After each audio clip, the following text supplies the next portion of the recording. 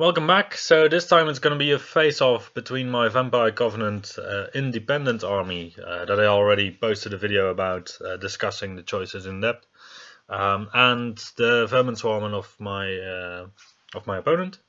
So my opponent went now instead for a Thunder Hulk build. So forgoing the Plague Disciple, Double Dread Mill, Plague Brotherhood, and Plague Pendulum build that a lot of people are using. So he still has the Vermin Demon General. He has a lot of Thunder Hulks and still some Plague Catapults to just thin the ranks. And of course, at least one Dreadmill. Yeah, so my opponent was considering first using Plague Brotherhood in this list, but before the battle he just switched them out for Skaven Slaves, just because he was eager to test those and to see how they work together with the Thunder Hulks. So these Thunder Hulks, if you don't know them, I'll just briefly explain. So the champion in these very big red ogres has a naphtha launcher in two cases and a globe launcher in the other. So the naphtha launcher is a volley gun that ignores cover. So yeah, once again, I'm not really a fan of Vermin Swarm. So it's a volley gun that ignores cover. It has accurate at 18-inch range, I believe. No, it doesn't. It just hits on a 4+, but then on long range it's 5+. 2d6 shots, strength 5, AP 1, multiple wounds D3. So against specific targets it's really good. Against some targets it's not that good. Like if you're armored, then it's not that good. If you don't have a lot of armor and have multiple wounds, like for example ogres, then you're gonna not like this weapon a lot. So then he also still has a Thunder Hulk with a globe launcher, and I believe this is just a volley gun that hits in the same way, but then with toxic hits. So it's strength 3 with AP 10. Yeah, and then to round out, we have the Dreadmill and the Plague Catapult. So we played Counter Thrust with Secure Target. I was able to choose the table side, and I opted the side where the hill was a bit closer to my side. And I had a forest for just some cover, even though it's mostly ignored by his list. And yeah, I was considering some options here. So basically, my opponent is his goal is to just lock me down with the Skaven Slaves, shoot me with all of his shooting, and keep shooting me whilst I'm engaged with the slaves, because he also gets +2 to hit if you're engaged with the slaves. Yeah, so I was considering that either I had to go hard or I had to just go for a draw and just not go in, basically. So I was aware that my opponent, well, he deployed first, so he was probably going to have first turn. Normally with Vampire Covenant you don't want to have the first turn, because any losses on your infantry you can, or other models, you can raise back with your hereditary. But in this matchup I would say that, well, it would have been quite advantageous to go first. So I was already quite unhappy with the loss of the roll for choosing table sides, or with the win of that. So I had to choose so that my opponent could deploy first. Yeah, so once it's possible for my opponent to drop everything, he drops everything. And basically, he just spreads out his slaves. He spreads out his Thunder Hulks to the right side of the board. And by this time, I only deployed my Great Bats, my Vampire Knights, and a unit of Phantom Hosts behind the hill. So the Phantom Hosts are also not going to be that useful in this game, because nearly all of his shooting is also magical shooting. And they don't have any armor save, so it was strength 5, AP 1 with multiple wounds D3 does hurt these guys a lot now. Yeah, so I would say that generally this is not the best matchup for me. And it's mostly because, well, his threat range with his shooting is from the Thunder Hulks only 18 inches, that is true. But I'm not really comfortable at the 18-inch distance. Like, if you have a gun line that shoots at 24 inches or further, then the damage output of the guns is reasonably low normally. So you have bows or crossbows or stuff like that. And the weapons that shoot at 18 inches, they generally shoot a bit harder to compensate for the lack of range.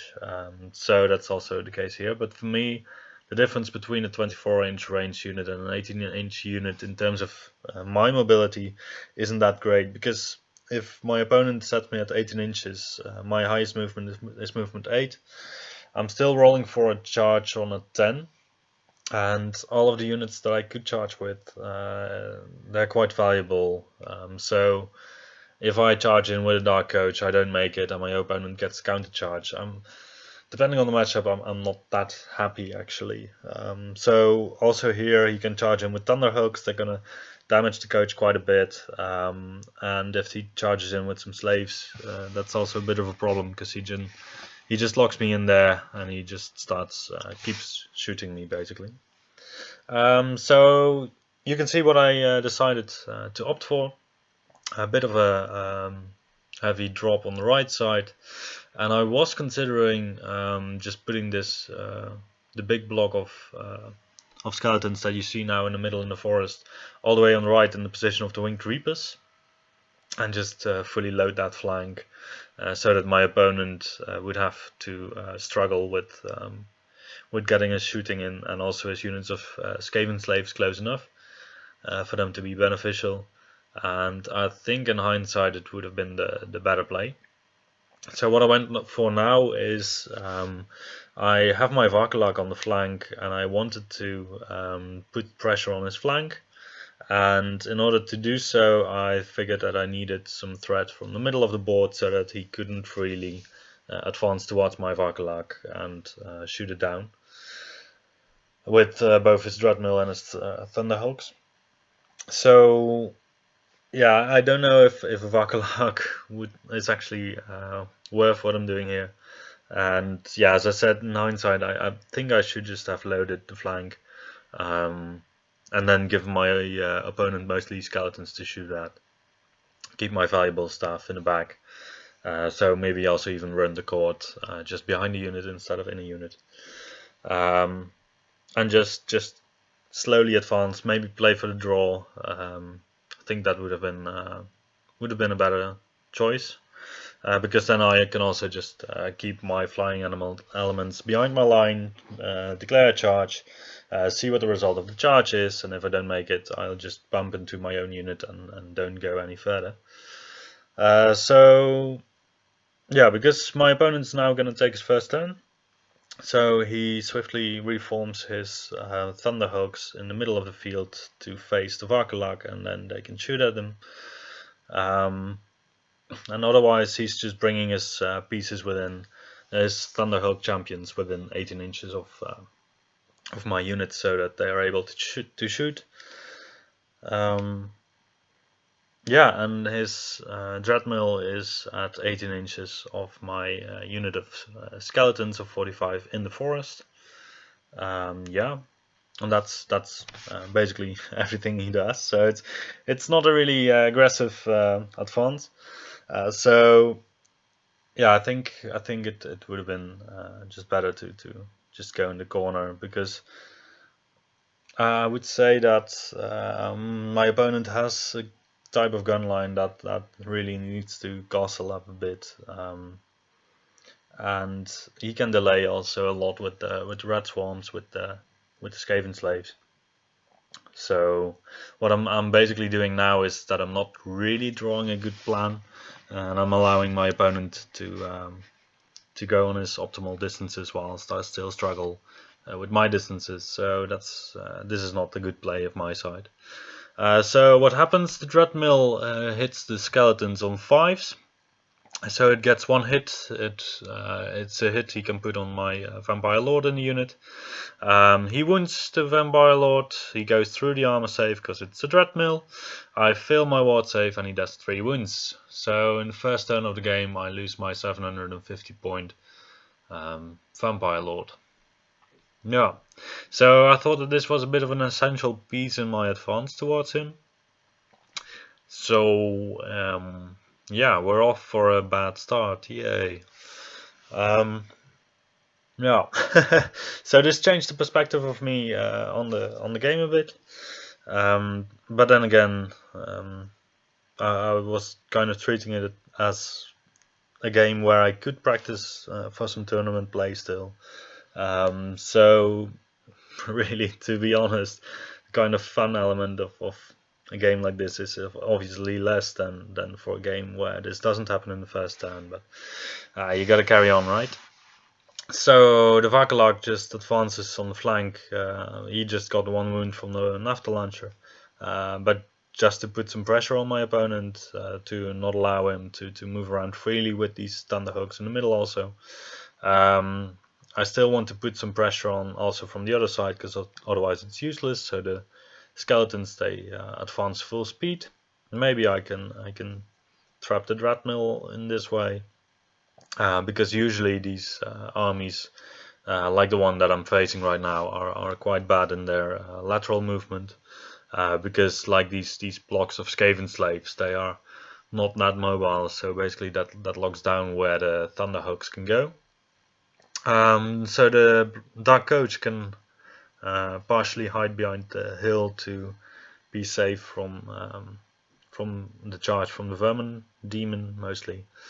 But I still have a distance of, I think it's a charge roll of a 9 right now to the Thunderhawks. So the Thunderhawks, that's the unit with the Globe Launcher. This Globe Launcher is not that effective against either the Dark Coach or the Winged Reapers. So this is a matchup that I'm quite confident at. So I think, considering my mistake in deployment, this was kind of the correct play for me. So I believe I forgot about the Great Bats actually. So they should have just advanced up. And my Vampire Knights in this matchup are probably not gonna do anything, at least. Just due to the amount of toxic hits that my opponent can put out, and also I can charge into some Skaven slaves, but I don't really win anything by doing that. So yeah, I just keep him back as an extra scoring unit, and yeah, they might still just pick the objective at the end of the game. Yeah, then my opponent advances up with his Skaven slaves. So I have the feeling that he could already have advanced up with his slaves earlier in the game, because my threat ranges aren't that long again. And even then, if something ends up charging the slaves, as long as it's not something with more ranks than his unit, it's kind of fine for him, because he gets extra to hit modifiers. And still he has 3 ranks, so he has a static combat res of 3. If the Black Coach just completely fluffs, for example, on the second round and only manages to do 2 wounds, I still lose. Probably I'm within BSB range, of course, but stuff can happen, right? And then if you grind it down, or if you're stuck in combat, you can counter-charge in the flank or something. So I think in the first turn he could have been a bit more aggressive with the slaves. So otherwise, he's just trying to find suitable lines of fire for his Thunderhawk units. And the funny thing is that only one of these models basically has to have a good line of fire. And this one model can move within the unit up to its march rate, even if you're just advancing because you do just a swift reform. And then from this model you measure and you ignore hard targets and soft and hard cover. So it's a really mobile way of getting your shooting where you want it to be, and it's definitely interesting. So I think it competes very well in damage output to things like a Hellblaster even.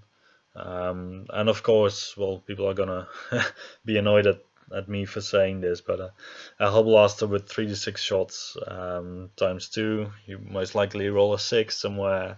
Your opponent most turns is either gonna stay out of 24 inches of your thing with his valuable assets, or at least without or beyond 12 inches.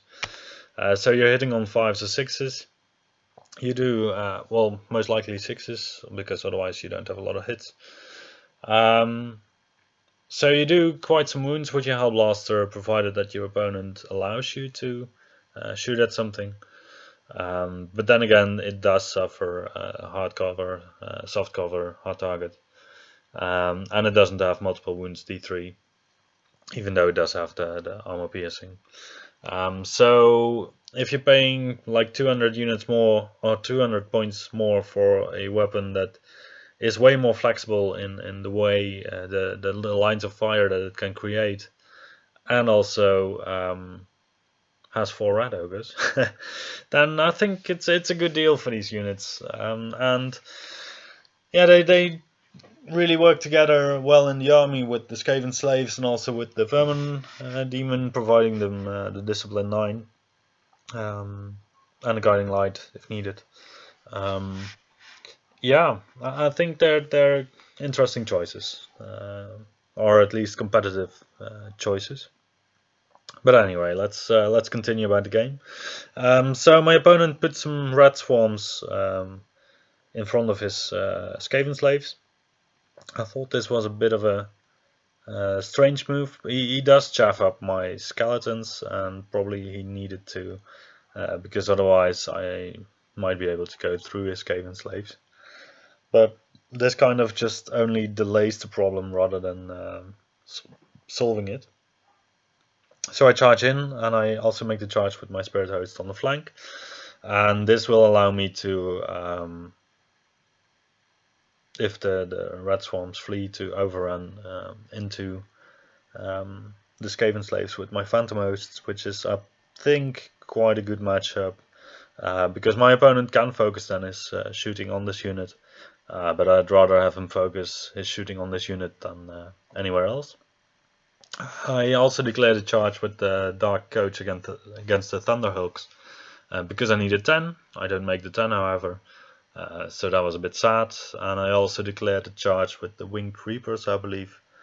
No, I didn't. That was that's a spoiler. Yeah. So what else? I move up with the skeletons with Court of the Damned on the hill to threat my opponent, because at this point I am coming close enough to engage him, basically on multiple places. So he does have a lot of targets for his shooting. So then it's, in my opinion, better to just saturate his choices rather than to still hide behind the hill with some part of your army to send up your army in small pieces. And at this point of the game, yeah, I am experiencing that the loss of my Vampire Lord was quite a severe loss, because this model can just put out so much pressure. But it's a very vulnerable model, and then yeah, losing it turn 1 is definitely hard. Because otherwise I would have been still able to heal it up again, just hide behind the hill for 1 or 2 turns, and then yeah, like in this turn, if there had been this Vampire Lord in the unit with the Court, that would have been way more tricky for my opponent. Yeah, that would have made quite a difference, I think. So then we go to the combat with the red swarms. I do manage to kill all of them.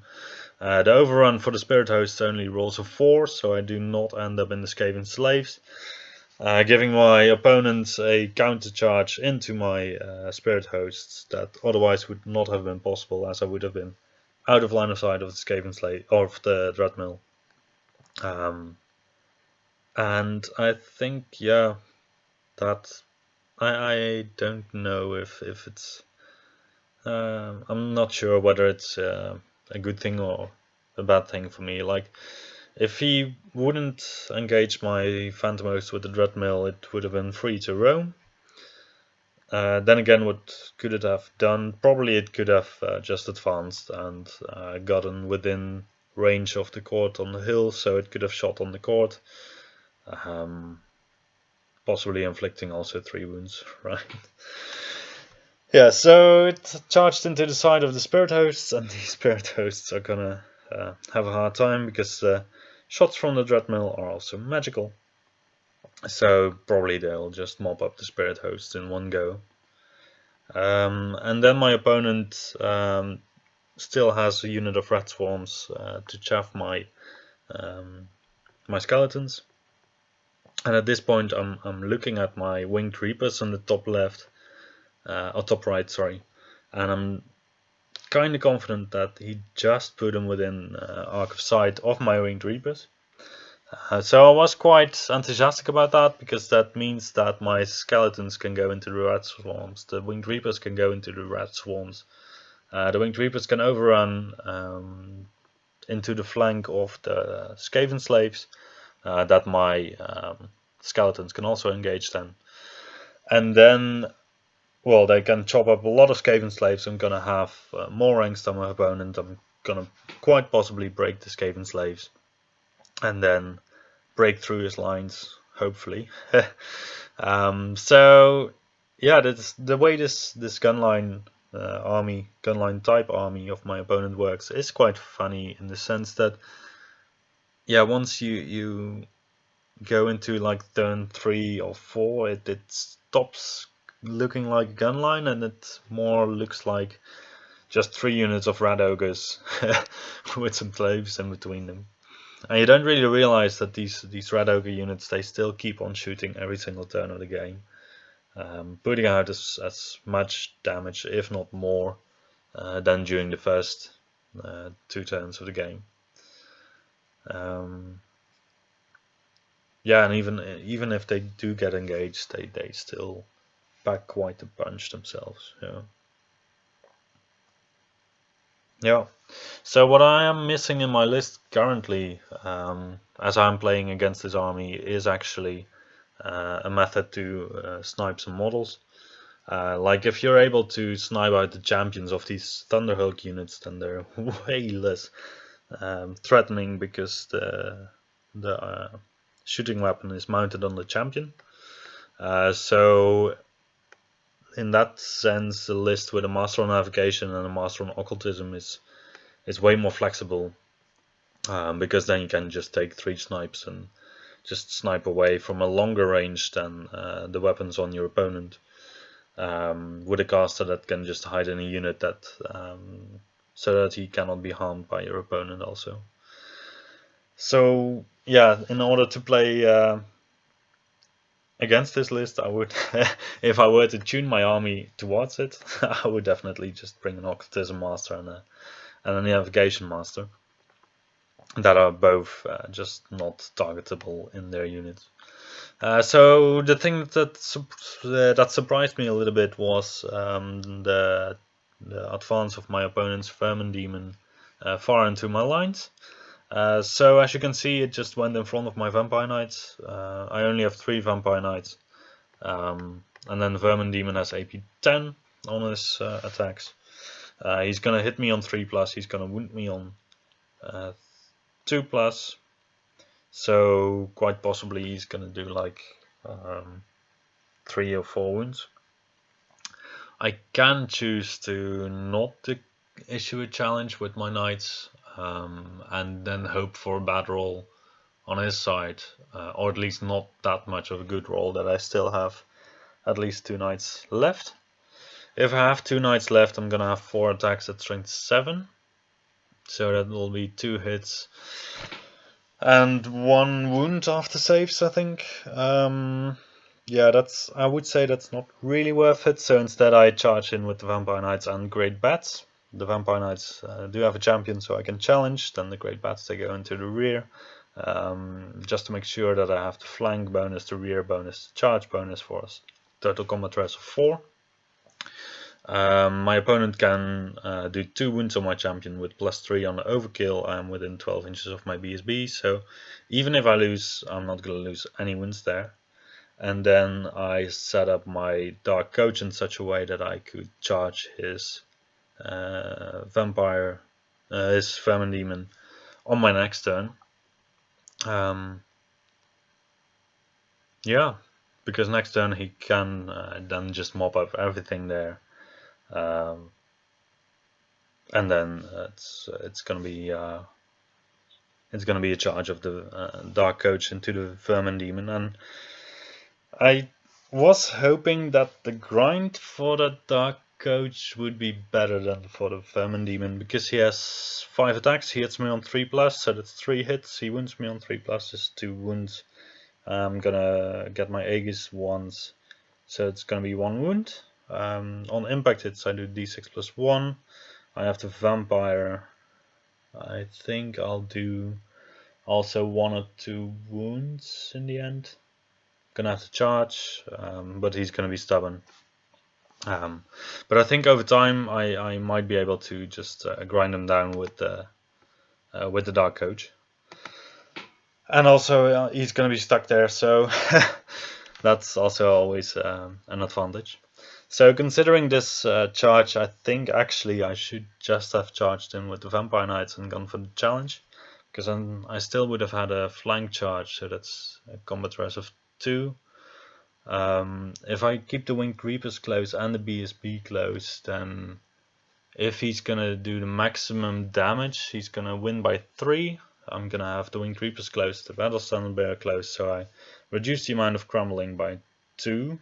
So I'm gonna get an extra wound, which is gonna be 1 wound on one of the 2 remaining Vampire Knights. So I definitely should have done that and not also charge in the Great Bats. Yeah. Yeah, then we just continue. Yeah, so the only thing that I did wrong with the combat with the Vampire Demon was that my champion model was in the middle of the unit of Vampire Knights, and as I took it away, I just shoved the Knight on the side of the Black Coach in towards the Vermin Demon, and not the other one.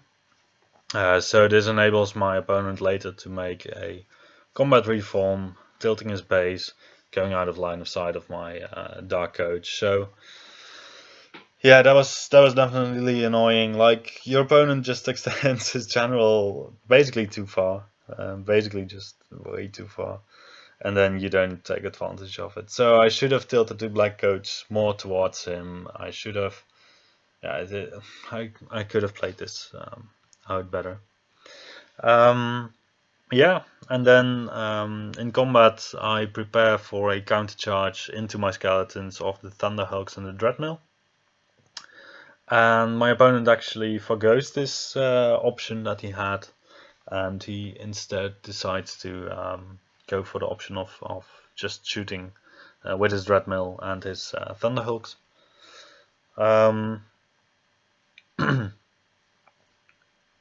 Yeah, so by this time I think he kind of got me cornered in a sense that, well, he still has his shooting output. I am losing models. I'm losing kind of vital assets. Like, my Winged Reapers also have like 3 wounds on one of them, and 1 model is gone, so they're not in the best shape.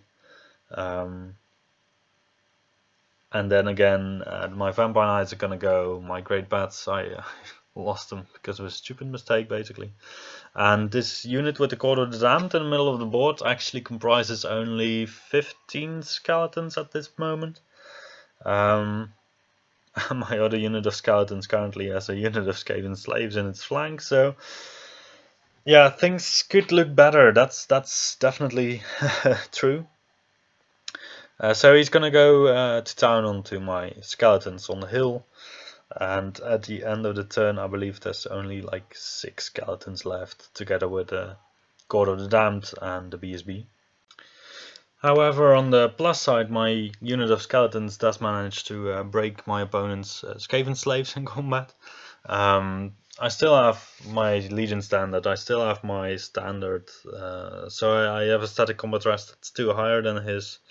And then again, he has 10 attacks, I have 7 attacks, I have light armor shield, he doesn't. So yeah, it's not too bad, too bad chances even for me. And then in my turn I kind of go all out in the turn that I need everything to happen. So my skeletons were able to go into the flank of his Vermin Guard. My skeletons with God of the Damned were able to go into the front, even though there are only 6 skeletons left. Then the Dark Coach makes its charge into the Thunderhawks in the middle, and the Winged Reapers are still in combat with the Skaven Slaves. So yeah, and then this turn would have been the turn where the Black Coach would have gone into the Vermin Demon. So it's not too bad that I can still charge the Thunderhawks. I did have the feeling that I had to lock up my opponent's Vermin Demon with my zombies, and then hopefully it's going to be like an everlasting battle between the zombies and my opponent's Vermin Demon.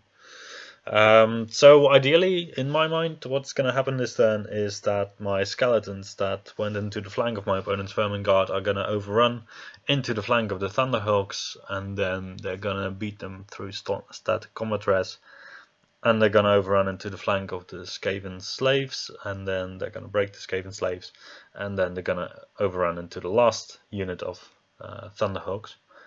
Because previously in a game that was very closely related to 9th Age, a unit could only overrun once, but this limitation has been removed, so you can basically overrun an infinite amount of times during your turn, or pursue. And then the thing is that my opponent does still have the Stars Align cast on his Thunderhawk, so he does reroll to hit with Battle Focus. So that's not good. The only thing is that I do have my impact hits of my Dark Coach and my attacks of my Vampire that go before him. So that's d6 plus 1 impact hits, that's 4 attacks, that's strength 5 at a offensive 6, so I hit him on 2 plus because he has only defensive 2. So that should be like 3 wounds, right? I thought so, but then again I only did 2 wounds, and my opponent gets his total of 13 attacks back. He's gonna go all in on the skeletons, and then afterwards the steeds of the coach, the coachmen of the coach, the skeletons, they all don't do any wounds at all. And my opponent actually draws me on this combat. That was terrible. That was some terrible dice rolling from my side, some really okay dice rolling from my opponent's side, because he also killed a lot of skeletons there. Even though the coach didn't get any wounds, I believe, or maybe 1 or 2. But then again, the vampire on the coach didn't make it any wounds, so he doesn't get a vampire roll. So that was really bad. And then the Winged Reapers, they still struggle with the stat fast of the slaves, which would have been solved if the skeletons had overrun. And yeah, that's really a bummer for me. So I think this was a bit of an unlucky situation, and it would have been a turnaround in the game, equalizing the points between me and my opponent. Because if you look at the state of the board, so again, playing against vampires, you will very often encounter this, where you just look at the state of the board, and I did lose my lord first turn, but otherwise he doesn't have a lot of points, actually, of my army. So the things he currently has is like the Great Bats, the Vampire Knights, because I lost them both to the Vermin Demon. He has half a unit of skeletons and half the Valkalak, and then of course the Vampire Lord. But the rest is kind of still standing or could come back. And then in the magic phase that I did, I actually still also made a mistake. So I do have my zombies with Necromancer engaged with the Vermin Demon of my opponent, and right now he's in a bit of a, unfortunate spot with regards to casting, because he cannot cast his Hereditary because he doesn't have a target, and he cannot cast his Unerring Strike Missile, so he only has 3 spells out of his possible 5 spells. So that's good for me. But then I didn't focus on getting zombies into this unit. So, well, over time my opponent is going to be able to grind me out there. Yeah. So what else is happening? I did overrun also with the skeletons with the court. So I'm basically just running away from the shooting of my opponent, trying to save my court and my skeletons, and maybe still being able to grab an objective. Because up till this point, both of us have been ignoring the objective at all completely. And this is my opponent's 5th turn, I believe, or even the 6th. So it's by now quite clear that at least my opponent is not going to get the objective, because I believe this is turn 5 and he didn't move on to it. So I still have one turn where I could theoretically go onto the objective to pick it up. Yeah, the only thing is that the only marker is in the middle of the hill, so my skeletons would have to go on the middle of the hill, facing a dreadmill, facing some thunderhawks, facing some nasty stuff there. And then yeah, I don't think that's a good idea for them. So then we go to the combat with the skeletons and the coach. Yeah. So once again, I only managed to do like 1 wound, and my opponent manages to do a lot of wounds. He actually did 6 wounds after ward saves on the coach. So yeah, that happened. And then yeah, this was really just incredible. They have been buffed with magic, because they were basically the only focus of my opponent. But still, just doing like killing this dark coach in one go it's really incredible. Yeah. So yeah, well, you gotta live with what you get, right?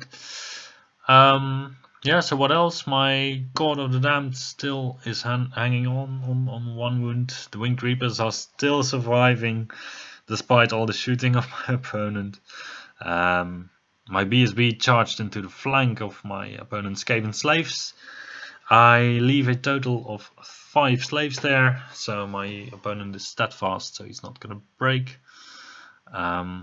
And this is where the recording unfortunately ends, because we had been playing already for 3 hours, and then you have to start a new video. But in the end, my opponent does manage to just wipe off every single model of me off the table. And well, luckily for me, he doesn't have the objective, so it's in the end going to be a 16-4 to the Vermin Swarm. So congratulations to my opponent. It's for sure a competitive list that my opponent brought. And well, I wish him the best of luck with the list in the future.